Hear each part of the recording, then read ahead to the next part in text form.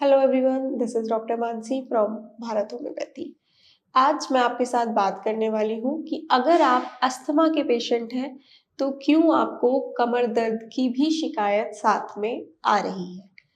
बहुत ज़्यादा होता है कि बहुत बार पेशेंट्स आते हैं ओपीडी में और वो कहते हैं कि अगर हमें अस्थमा की शिकायत है तो हमारी कमर में दर्द क्यों रह रहा है। उसका कारण आज मैं आपको बताने वाली हूँ। उससे पहले हम जान लेते हैं कि अस्थमा में एक्चुअल में होता क्या है आपके रेस्पिरेटरी ट्रैक्ट में और आपके लंग्स में। ड्यूरिंग अस्थमा आपके लंग्स जो होते हैं, जो आपके ब्रोंक्यूल्स होते हैं, जो आपके एयरवेज की वेन्स होती हैं, आर्टरीज होती हैं, उनमें इन्फ्लेमेशन हो जाती है। एल्वुलर सैक्स होते हैं, जो भी होते हैं वहाँ पे इन्फ्लेमेशन हो जाती है, उनके अंदर म्यूकस जमा होने लगता है, जिसकी वजह से आपको सांस लेने में दिक्कत होती है, आपको सीने में भारीपन होने लगता है, आपको थोड़ा बहुत ही चलने पे सांस फूलने लग जाती है। ये सारे ही लक्षण आपके अस्थमा में आते हैं। अब आप ये समझिए कि अगर आपको अस्थमा है और आपकी जो नलियाँ हैं वो सूज चुकी हैं, आपके लंग्स में भी सूजन आ रही है और आपको सांस लेने में दिक्कत हो रही है, तो आप कोशिश करेंगे कि आप सांस ले पाए। उसके लिए आप बहुत ज़्यादा स्ट्रेन डालेंगे अपने मसल्स पे। डायफ्राम होता है लंग्स के नीचे, ये एक तरीके का मसल ही होता है जो कि आपकी ब्रीदिंग में बहुत ज़्यादा हेल्प करता है। तो अगर आप अस्थमैटिक पेशेंट हैं तो आप जब बहुत ज़्यादा मेहनत करेंगे, जब आप स्ट्रेन करेंगे कि आपकी वेंटिलेशन प्रॉपर हो जाए, आपको ब्रीदिंग प्रॉपर आ जाए, तो उस डायफ्राम मसल्स पे बहुत ज़्यादा स्ट्रेन जाता है, उस पे बहुत ज़्यादा इफ़ेक्ट जाता है, उस पे प्रेशर जाता है, जिसकी वजह से वो डायफ्राम मसल जो होता है वो वीक पड़ जाता है और उसमें पेन होने लगता है। इसीलिए कई बार ये होता है कि जो अस्थमैटिक पेशेंट होते हैं उनको बिलो द चेस्ट, उनको यहाँ पर बहुत ज़्यादा पेन रहने लगता है, क्योंकि वो जो डायफ्राम मसल है उस पे बहुत ज़्यादा प्रेशर जा रहा होता है। और अगर हम बात करें तो जो मसल्स हमारी रिब केज को और हमारी स्पाइन को सपोर्ट करते हैं, वो मसल्स हमारी ब्रीदिंग में भी काम आते हैं।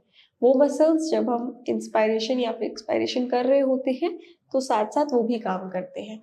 तो अगर आप अस्थमैटिक पेशेंट हैं तो जब आप सांस लेने की कोशिश करेंगे तो उन मसल्स पे बहुत ज़्यादा स्ट्रेन जाता है।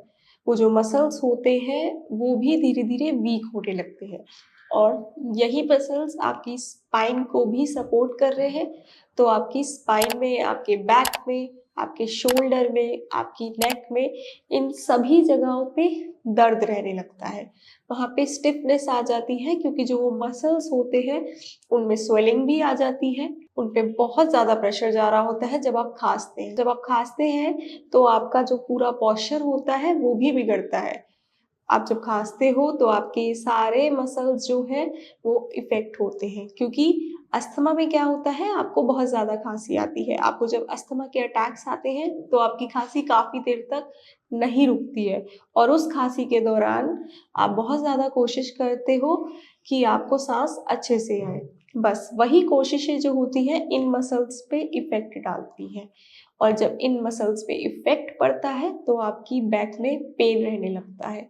अस्थमैटिक में कुछ लोगों का पोस्चर ही आगे की तरफ झुक जाता है, क्योंकि जब वो खाँसते हैं तो वो आगे की तरफ थोड़ा-सा झुकते हैं कि उन्हें रिलीफ आए, जिसकी वजह से उनका पोस्चर ही आगे को झुक जाता है, तो उनके कमर में दर्द रहने लगता है।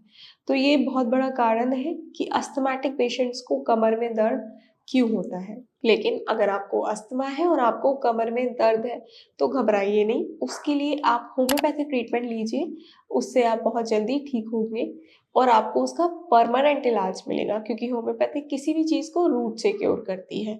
उसके लिए आप भारत होम्योपैथी में भी संपर्क कर सकते हैं।